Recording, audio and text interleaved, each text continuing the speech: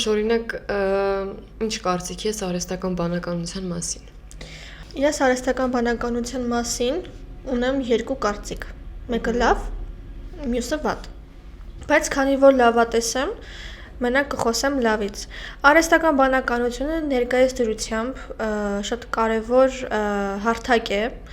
քանի որ արհեստական բանականության միջոցով մարդիկ իրենց հարցերի պատասխանները հեշտությամբ գտնում են։ Կամ նույնիսկ բժշկության տեսանկյունից եթե նայենք,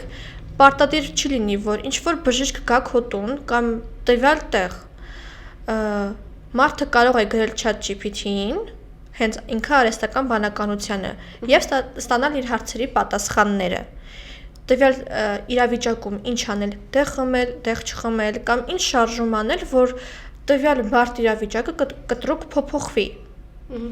Էնպես որ ես կարծում եմ, որ արհեստական բանականությունը մեր կյանքում իրոք մեզ պետքական է լինելու։ Իսկ դու ինչ կասես։ Տես, իմ կարծիքով արհեստական բանականությունը կոնկրետ ChatGPT-ին մարդուն տանում է դեկրետացման, այսինքն ChatGPT-ին ես չեմ համարում դրական ծրագիր, որովհետև մարդը իմ կարծիքով կորցնում է կյանքի հանդեպ ձգտումը։ Այսինքն մենք գիրքը բացելու փոխարեն մի քանի քայլ անել ու գնալ գրադարան, այդ ամեն ինչը անելու փոխարեն գնում ենք հեշտին, ձգտում ենք արհեստական բանականությանը։ Այսինքն մենք գիրքը բացելու ու այդ գրքի սյուժեն կարդալու փոխարեն, հենց գիրքը մեր ձեռքում, մենք դրա փոխարեն նախընտրում ենք ChatGPT-ին գրել, օրինակ, այսինչ գրքի սյուժեն մեզ ասա։ Ու այդ իմ կարծիքով մարդուն դեկրետացնում է ու մարդը դառնում է այդ արհեստական բանականության ստրուկը։ Բայց ստրուկ այդ մի քիչ հարաբերական է ասված, այսինքն ամեն մի մարդ ունի իր սեփական խելքը եւ ինքը պետք է հասկանա, թե իրեն արհեստական բանականությունից օգտվելու համար ինչքան ժամանակ է պետք։ Այսինքն եթե մարդը խելացի է, ունի խելք, ինքը արհեստական բանականությունը կօգտագործի սահմանների չափում, այլ ոչ թե սահմաններից դուրս։ Օրինակ ներկայիս դրությամբ, եթե գլոբալ խոսենք, այսինքն մենակ ChatGPT-ին չլինի մեր խոսակցության թեման, եթե գլոբալ խոսենք տեխնոլոգիաների, հեռախոսների, iPad-ների եւ այլ սարքավորումների մասին, որոնք որ մեր հասակակիցների, մեզանից մեծերի ձեռքում կան, ենթադրենք դասարանում կամ ինչ-որ լսարանում մեր տարիքի հասակակիցը հեռախոսով զբաղվում է դասերի փոխարեն, լսում երաժշտություն ականջակալներով կամ խաղում հենց իր կողքինների հետ կամ ինքը հենց մենակ։ Ու երբ որ ուսուցիչը խոսում է իր վրա կամ բարկանում, տվյալ անձնավորությունը ագրեսիվանում է, այսինքն ինչ է ստացվում, որ նման հեռախոսները, iPad-ները մարդուն, մեր հասակակիցներին ներվայնացնում է, այսինքն մարդիկ ագրեսիվ են տրամադրվում իրենց կողքինների հանդեպ։ Ես ինքը շատ ականատես եմ եղել նման իրավիճակներում, նույնիսկ իմ դասարանում։ Ես այդ դեպքերում մեղադրում եմ միմիայն ծնողներին, նախ ինչի պետքա երեխան հեռախոս տանի դպրոց, ու այն էլ դասերի ժամանակ հեռախոս օգտագործի։ Իմ կարծիքով դրա միակ մեղավորը ծնողներն են։ Ինձ թվում է հեռախոսները հավաքել է պետք ընդհանրապես դասարաններում, լսարաններում եւ այլ կրթական օջախներում։ Համաձայն եմ։ Բայց արի մենակ չմեղադրենք ծնողին, ամեն ինչ գալիս է դաստիարակությունից։ Այսինքն երեխուն պետք է հասցնեն այն գիտակցությանը, որ չպիտի ինքը հեռախոս բերի դպրոց։ Այսինքն համաձայն եմ, երեխուց էլ է շատ բան կախված։ Բայց իմ համար այդ միակ այդ մեղավորները ծնողներն են։ Երևի որ իրանք են մեղավոր, որովհետև մարդը իր ընտանիքում ինչ տեսնում է, սովորում է։ Օրինակ Դուման է, դու խոսում ես, որ երեխաները իրենց հետ չպիտի տանեն հեռախոս, ու մեղավորությունը ծնողինն է։ Այո, օրինակ հիմա դու ինչ ես քո հետ հեռախոս տանում քո դասերին։ Ես արդեն 11-րդ դասարան եմ, ես խոսում էի փոքր տարիքի երեխաների մասին, որովհետև համացանցում շատ էր տարածված, որ փոքր երեխան իր հետ տարել է հեռախոս դպրոց ու դասի ժամանակ ուղիղ եթեր էր արել եւ վիրավորում էր իր ուսուցչուհուն։ Ես խոսում եմ նման անառողջ մտածելակերպի տեր ծնողների մասին եւ դու ասում ես ինչի ես տանում, որովհետեւ իմ այդ մտածելակերպը կոնկրետ տանելու հետ, այսինքն ես արդեն 16 տարեկան եմ, իսկ այդ երեխաները ովքեր որ տանում են դպրոց, իրանք 10, 11, 8 տարեկան են ու տանում են դպրոց հեռախոսը օգտագործելու համար։ Հեռախոսը տանում են ոչ թե լավ ինֆորմացիա քաղելու համար, այսինքն դասի ժամանակ ուսուցչուհին ինչ-որ բան է ասում ու իրանք փորձեն այդ ոնց որ թեման ավելի խորացված իմանան ու ոնց որ հեռախոսից փորձեն իմանալ, այսինքն իրանք այդ ամեն ինչը ճիշտ չեն օգտագործում։ Իրանք ուզում են խաղեր խաղան, քո ասացի պես երաժշտություն լսեն դասի ժամանակ, ուղիղ եթերներ անեն, ուսուցչուհուն քարկոծեն։ Ես խոսում եմ նման անառողջ մտածելակերպ ունեցող մարդկանց մասին, այլ ոչ թե այն մարդկանց մասին, ովքեր որ ավելի հասուն են մտածում եւ զերծ են մնում նման իրավիճակներից։ Իսկ դու ինչ կարծիք ես նման իրավիճակներում ինչա պետք անել։ Փոքր երեխաների Ընդհանրապես դե տես մենք խոսացինք ծնողների մասին, նման իրավիճակներում ես չեմ ասում ծնողը հեռախոսը վերցնի ու արգելի։ Նախ եւ առաջ ծնողը իր օրինակով պետք է ծառայի երեխային եւ խոսքով պետք է ծառայի, այլ ոչ թե բռնություն կատարի երեխայի հանդեպ։ Պետք է ուղղակի հասկացնի, որ չի կարելի դպրոց հեռախոս տանել դպրոց։ Կամ եթե քո հետ տանում ես հեռախոս, ճիշտ օգտագործել, այսինքն երեխային հասցնել այդ առողջ գիտակցությանը։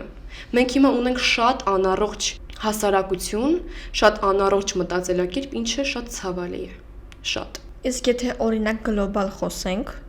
հենց արհեստական բանականության մասին հետ վերադառնանք մեր սկզբնական թեմային, արհեստական բանականությանը։ Դու տեղյակ ես, որ մի քանի ամիս առաջ մեր հասակակից մի տղա օտար երկրում ChatGPT-ի հետ խոսալուց հետո ինքնասպանություն է գործել, որովհետև եղել է հոգեբանորեն ծանր վիճակում, խորհուրդներ է վերցրել ChatGPT-ից ու դրանից հետո ChatGPT-ն իրեն խորհուրդ է տվել ինչպես ինքնասպան լինել, նույնիսկ իր ծնողներին նամակներ գրել։ Ու այս դեպքը դեռ վերջինը չի ու սրանից հետո մի փոքր ավելի տարիքով մեծ մարդ, մոտավորապես 30-ից 40 տարեկան մի տղամարդ, ինքն էլ է դիմել ինքնասպանության, որովհետև իր ծնողին ChatGPT-ն ինչ-որ կասկածների տակ էր դնում։ Այսինքն տղամարդը ChatGPT-ին հարցնում էր, թե մայրս գնաց խանութ 10 րոպե ուշանում է։ Ուր է գնացել։ Կարող է խանութ չի գնացել։ Իսկ ChatGPT-ն փոխանակ այսպես ասած կանգնի իր այդ մտքին, որ հակադարձի իրեն, որ նման բան չկա, ասում է, որ հա, կարող է, հնարավոր է։ Ու դրա արդյունքում տվյալ տղամարդը սպանում է իր մորը ու հետո ինքն է ինքնասպան լինում։ Ինչ կասես։ Նայ ես էլի հետ եմ վերադառնում իմ ասածներին, այդ անառողջ մտածելակերպի։ Երբ որ երեխան ChatGPT-ից խորհուրդներ է հարցրել, նախ աբսուրդի ժանրից է, որ ինքը կիսվել է ChatGPT-ի հետ եւ ChatGPT նրան դրդել է ինքնասպանության։ Դա նույնպես գալիս է ծնողների բացից, որ նրանք հետևողական չեն երեխային, նախ ինչու պետք է երեխան այդ տարիքում ունենա խնդիրներ ու կիսվի ChatGPT-ի հետ, այլ ոչ թե իր ծնողների, որ մի հատ էլ ChatGPT-ն նրան դրդի ինքնասպանության ու անգամ գրի իր ծնողներին նամակ։ Ու ամենաաբսուրդը այն է, որ ChatGPT-ի ստեղծող OpenAI կազմակերպությունը նման իրավիճակներում տուժած երեխաների ծնողներին ասում է, որ ChatGPT-ն դեռ վերականգնողական աշխատանքների մեջ է, այսինքն ինքը վերջնականապես որպես արհեստական բանականություն վերջնականապես ստեղծված եւ ավարտված չի։ Օրինակ նույն ձևով, օրինակ Քիմ Կարդաշյանը ինքը իրավաբանական դասերի էր գնում, ավարտելով այնտեղի իրավաբանական ինչ-որ համալսարան ու իր քննությունների ժամանակ ինքը ChatGPT-ն է օգտագործել ու երբ որ ChatGPT-ն իրեն չի տվել հստակ պատասխաններ, ինքը դրանով ցածր գնահատականներ է ստացել ու դատի տվել ChatGPT-ին։ Այ օրինակ եթե չնայենք Քիմ Քարդաշյանին որպես հայտնի աստղ, այլ նայենք որպես սովորական մարդ, ով որ օգտվում է հենց ChatGPT-ից։ Ինչ ես կարծում այդ իմաստով, այսինքն Քիմ Քարդաշյանը արժեր այդքան դասերի գնալ, սովորել իրավաբանություն, բայց մեկը էլի օգտվել ChatGPT-ից։ Նայ, դե պատկերացրեմ մենք ուր ենք հասել արդեն, որ իրա նման շատ աստղեր ու կոնկրետ ինքը օգտվում են ChatGPT-ից, անգամ որ նա գնացել է իրավաբանական դասերի եւ մի հատ էլ մեղադրում է ChatGPT ստեղծողներին, թե ինչու նրան չի օգնել ChatGPT-ին, այսինքն սխալ պատասխաններ է տվել։ Ամեն դեպքում մարդը պիտի միշտ իր հույսը իր վրա դնի, Համաձայն եմ, իհարկե։ Մենք խոսում ենք արհեստական բանականության մասին, ինչը շոշափելի չի։ Ես ամեն դեպքում կարծում եմ, որ ChatGPT-ին եւ լավն է եւ վատը։ Վատ տեսանկյունից եթե խոսենք, չնայած որ արդեն խոսեցինք, քննարկեցինք, այդ նույնն է, որպես օրինակ բերեմ, երբ որ դու հոգնած գալիս ես, պարկում ես, որ ոչ մի բան չես ուզում անես։ Ընդհանրապես ոչ մի բան։ Նույնիսկ կողքից չես ուզում վերցնել ջուր խմել, օրինակ, որովհետեւ ալարում ես։ Նույնիսկ էլ մարդն ու իր ուղեղը։ Մարդը չի ուզում աշխատացնի իր ուղեղը, մարդը չի ուզում փորձի իր գիտելիքները եւ իր հնարավորությունները դնում է արհեստական բանականության վրա, որը ինչպես որ դու նշեցիր, շոշափելի առարկա չի։ Այսինքն տես, մենք գնալով չենք մտածում։ Մենք գնում ենք դեպի հեշտը։ Այդ իմ համար շատ սխալ է։ Օրինակ նայ, հիմա առաջին դասարանցիների գրքերի մեջ QR կոդեր են։ Չկա Մեսրոպ Մաշտոցի նկարը, պետքա QR կոդով բացես, որ նոր բերի նկարը Մեսրոպ Մաշտոցի։ Ու նախ ինչ գործ ունի 6 տարեկան երեխայի ձեռը հեռախոս։ Ահա, ես ուզում եմ լսել քո տեսակետը այդ հարցի շուրջ եւ հետո ես կասեմ իմ տեսակետը։ Ասեմ, նախ այս ամեն ինչի մեջ տրամաբանությունը ստիս գոյություն չունի, որովհետև մի ուսուցիչ իր փոքր հեռախոսով, փոքր հարաբերական է ասված, այս չափի հեռախոսով, ինքը չի կարա 30 հոգանոց 6 տարեկան երեխաներին ինչ որ մի վիդեո ցույց տա կապված մեր մեծերի մասին, կապված հենց ինքը Մեսրոպ Մաշտոցի մասին։ Ամեն ինչ պետք է լինի գրքում գրված, որ երեխաները նախ իմանան կարդալ, սովորեն տառերը, կարդալ իմանան եւ իրանց ուղեղում արդեն չսերմանի այն փաստը, որ նորմալ է արհեստական բանականությունով ինչ որ դաս անել կամ հենց հեռախոսով, այսինքն հենց 6 տարեկանից երեխայի ուղեղում արդեն հեռախոսն է նստվածք տալիս, այլ ոչ թե գիրքը, գիտելիքը, գրականությունը, մարդիկ իրանց հույսը դնում են նմանատիպ ոչ շոշափելի կամ հենց շոշափելի արհեստականության վրա, որը ես կարծում եմ, որ մի 100 տարի հետո հաստատ մեզ կործանելու է։ Օրինակ, այն աշխատանքները, որոնք որ մարդը կարա ֆիզիկապես իրագործի, հիմա իր փոխարեն դառնում է արհեստական բանականությունը։ Մարդը ինչ-որ մի ինֆորմացիա ստանալու համար չի օգտագործում իր ուղեղը, օգտագործում է արհեստական բանականությունը։ Ես որ լինեի, ես կսահմանեի ինչ-որ չափ, ինչ-որ օրենք, որով որ արհեստական բանականության օգտագործում պիտի ունենա իր հստակ սահմանները, որովհետև ներկայիս դրությամբ դասերի ժամանակ կամ աշխատանքի ժամանակ մարդիկ նախընտրում են, ինչպես որ դու ասեցիր, հեշտը։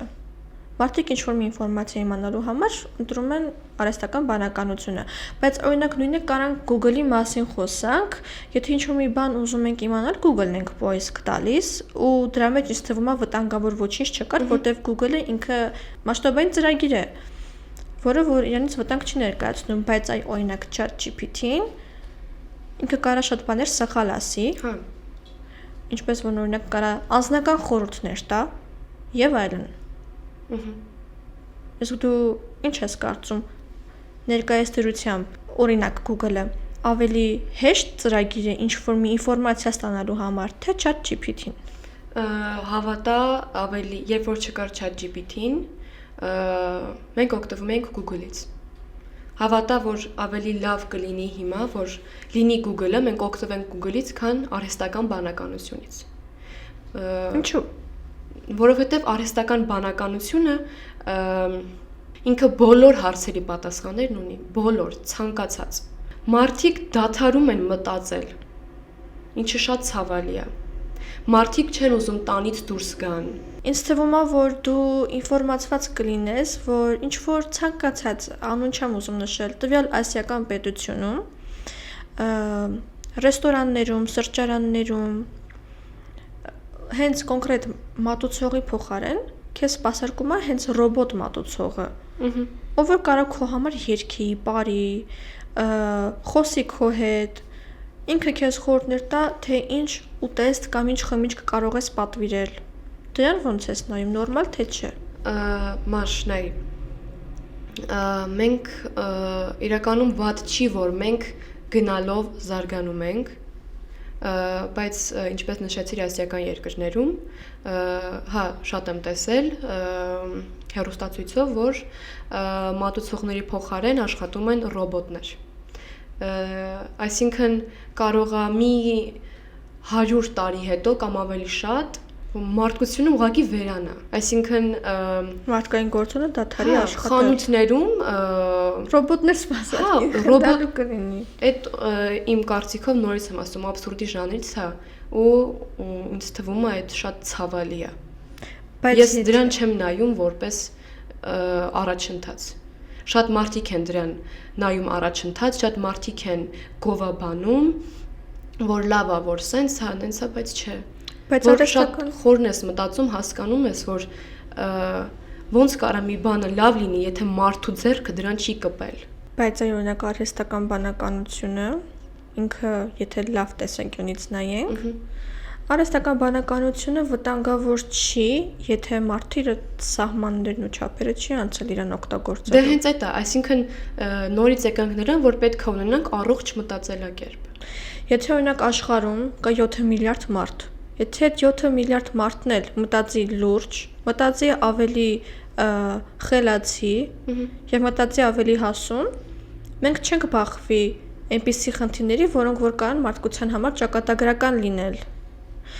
Օրինակ, եթե ChatGPT-ն մի օր այսպես կոպիտ ասած փչանա,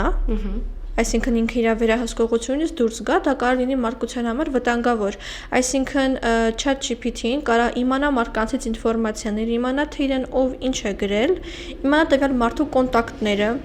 դեմքը նույնիսկ եւ ինչու՞ չէ նաեւ սպառնա իրան։ Այնպես որ ես կարծում եմ, որ ChatGPT-ն ու ընդհանրապես ցանկացած արհեստական ինտելեկտ օգտագործելու դեպքում ճիշտ, մարդիկ ոչ մի խնդիր չեն ունենա։ Ես մեկ մտածում եմ, որ կան գիտնականներ, ովքեր որ ասում են ChatGPT-ին ու այլ ինչ որ տվյալ տեխնիկաներ, ոչ մարդկային, այլ հենց արհեստական։ Իրանք շատ լավ են։ Ես նման մարդկանց իրականում եւ համաձայն եմ իրանց հետ եւ համաձայն չեմ, բայց նայած թե ինչ արհեստական բանականություն է դա, այսինքն եթե օրինակ խոսքը եթե գնա ChatGPT-ի մասին, իր դեպքում 50-50 է։ Բայց այնուհետև այլ ռոբոտներ, ովքեր որ կարող են մարդկանց օգնել, ինչ որ մի գործ կատարել կամ օգնել ինչ որ մի առաջադրանք կատարել, ես դրան այդքան էլ վատ չեմ նայում։ Ես միևնույն է մնում եմ կարծիքին, որ այդ ամեն ինչը ուղղակի պետքա չլինի։ Կամ չափի մեջ օրինակի։ Թող զարգանանք, բայց այլ ձևով։ Թող զարգանա մեր մտածելակերպը, թող զարգանան տեխնիկաները, այսինքն հենց այս միկրոֆոնները, որ մեր դիմաց դրած են, թող իրանք ավելի զարգանան, թող զարգանան նկարող ապարատները, բայց մարդը չկորցնի իր դերը։ Բայց եթե անկեղծ խոսենք, իրականում նման արհեստական բանականություն ստեղծող կազմակերպությունը կամ հենց մարդիկ, այսինքն մարդկային ինտելեկտն այնքան զարգացած է ուժեղ, որ իրանք ստեղծում են նման հարթակներ։ Այսինքն ոչ մի արհեստական բանականություն մարդկային խելքին հաստատ չի կարող անցնել։ Իհարկե, որովհետև մարդն է ստեղծում։ Մարդը ստեղծում է արհեստական բանականություն եւ նայած թե ոնց կօգտագործես, կարա մի օր արհեստական բանականությունը հենց քո ստեղծած ոչ հոշափելի առարկան կարա քեզ ու մարդկությանը կործանի։ Հա։ Ու տես մենք խոսեցինք գրքերի միջի QR-ներից, մենք խոսեցինք 6 տարեկան, 7 տարեկան երեխաների մասին, ովքեր գնում են դպրոց, գիրք են բացում, ու իրանք չգիտեն ով է գրել տառերը։ Իրանք պետք է հեռախոսով բացեն ու տեսնեն ով է գրել տառերը։ Այսինքն 6 տարեկան երեխումը ձևավորվում է արդեն, այդ սաղը այդ երեխու մեջ մտնում է, որ այդքան էլ էական չի հեռախոսով, հա, այսինքն չեն մտածում, այդ ձգտումը չի լինում մարդու մեջ։ Այսինքն այդ 6 տարեկան երեխան մեր վաղվա, չգիտեմ, վարչապետն է, մեր վաղվա նախագահն է։ Այսինքն փոքրուց իր մեջ այդ սաղը լինելու է։ Բայց ում է պետք նման առաջնորդ, եթե լինի։ Հա։ Ով որ ընդհանրապես տեղյակ չի, օրինակ չի կարողանում գրել ձեռագիր։ Գրում է տպատառ։ Ու մենակ տպատառին է սովոր։ Ես ինքս անձամբ 6 տարի մենակ տպատառ եմ գրել։ Ու ձեռագիր տառեր ընդհանրապես չգիտեի։ Ոչ թե չգիտեի, այլ չգիտեի թե ոնց է գրվում։ Բայց այն հիմա,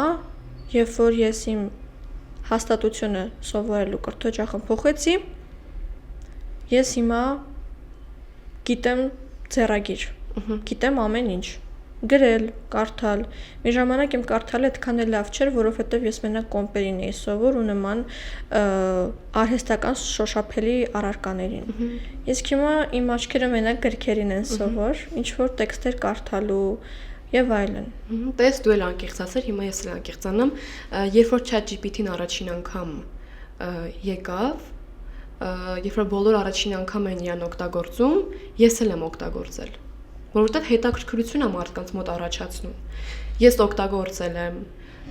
ես ChatGPT-ից շատ բաներ եմ հարցրել։ Հետո հասկացա, որ կախվածություն եմ ունենում իրանից։ Հասկացա, որ ել չեմ մտածում, ել չեմ կարողանում մտածել։ Ես իրանից կախվածություն ունեմ արդեն։ Ու ինչպես որ առաջ խոսեցինք, եթե մարդը ունենա իրոք խելք, ինքը իր չափը, սահմանը կդնի։ Մենք նույնիսկ հարցումներ իրականացրեցինք մարդկանցից։ Ես թվում է տվյալ հարցումները արժին եւս մեկ անգամ կրկնել եւ նայել։ Նայենք։ Ավելի շատ նախընտրում եք արհեստական բանականությունը, թե մարդկային ինտելեկտը։ Ինտելեկտը բնականաբար մարդկային։ Բարև ձեզ։ Մենք Բաց TV 21-րդ սերունդ հաղորդաշարից ենք եւ այդ կապակցությամբ ձեզ մի երկու հարց տանք, լցելու ձեր տեսակետը, համաձայն եք։ Մի անգամ այն։ Շնորհակալություն եւ առաջին հարցը ավելի շատ ո՞րն եք նախընտրում, արհեստական բանականությունը, թե մարդկային ինտելեկտը։ Նախ երկուսն էլ հավիտենականության ճանապարհի մեջ են։ Արարողի կողմից տրված Շատ լավ։ բանականությունը դա մարդկային գերագույն է, որով մարդը այս աշխարհում ոչ միայն շարժում է, այլև Տիրոջ հետ, Հայր Արարիչի եւ իր որդու Սուրբ Հոգի հետ, ես քրիստոնյա այս կանոնը, այս խաղաղությունը պահպանում է։ Ինչ վերաբերում է գերականությանը, ես ինքս այդպես պահովարկյան չի եղել, էսա 80 տարեկան եմ, շուտով կլինեմ, որ ես գիրք չկարդամ, դա ինձ համար եղել է ոչ միայն կանոն իմ երևույթից, այլև իմ տուրքն է եղել իմ մեծ ռաֆուս բռնած նաղաշ, են մեր նաղաշներից եկած միջև իմ ամենապաշտելիս դե Թումանյանը հանճարեղություն է, բայց հանճարեղությունը Ավետիք Իսահակյանը, իմ հայրս գրող Սերո Խանձատյանն է, բալիկներս, որով ազգադաստիարակվել։ Թող ես բոլորի անունները չեմ հիշատակի, Իհարկե։ բայց մեր ամբողջ խորհրդային շրջանի գրականությունը, մեր պոեզիան, Չարելցից եկած, մինչև Շիրազ, մինչև Համոսահյան, միջև Վահագն Դավթյան, Պարուս Սևակ, դրանք հանճարեղություններ են։ Ես մաղթում եմ մեր այս հրաշք աշխարհին, մեր Հայաստան աշխարհին, թող լինի անընդհատ հոգու, մտքի եւ զավակների աճ մարգևաճում։ Ես 4 տղա ունեմ, ինքս կռվել եմ, պետք նորից պիտի գնամ կռվեմ, իմ հայրենիքից, իմ Հայաստանից, ձեզ համար բանիկներս։ Դուք ինչն եք ավելի շատ նախընտրում, արհեստական բանականությունը թե մարդկային ինտելեկտը։ Մարդկային ինտելեկտը բնականաբար։ Շատ լավ, իսկ ավելի կմանրամասնեք ինչու մարդկային ինտելեկտը։ Որովհետև արհեստական բանականությունը ամեն դեպքում դա մարդը չի, դա ինչ որ արհեստական, հենց դրա համար է կոչվում արհեստական ինտելեկտ, որը որ ինձ թվում է դա պիտի բերի մարդկության վերջը, որտեղ մարդու ուղեղը, ինքը մարդու ուղեղը պետք է աշխատի բնական, իսկ ինչը որ արհեստական է, ինձ թվում է, եւ դրա համար հիմա նայում ես ինչ որ երգչուհիներ կան կամ ինչ որ բաներ կան, որ հասկանում ես, որ ինքը չի, արհեստական է, հա կարող է ինքը սիրուն է, կարող է ինքը ինչ որ բան է, բայց մեկը ես չեմ ընդունում դա, իմ համար դա, միգուցե ես ավելի հին դարի սերունդից եմ, դրա համար չեմ ընդունում, բայց ես կարծում եմ, որ ես ճիշտ եմ։ Ես կարծում եմ այդ արհեստական բառը հարիր չէ, իսկ մարդկային ինտելեկտը հավիտենականությունն է։ Մարդ, օրինակ, որ այսօր մենք մարդկանցից հարցազրույց վերցրեցինք, օրինակ, ինչ ես կարծում, որ մարդու պատասխաններ ավելի ճիշտ, ուզում եմ լսել քո կարծիքը։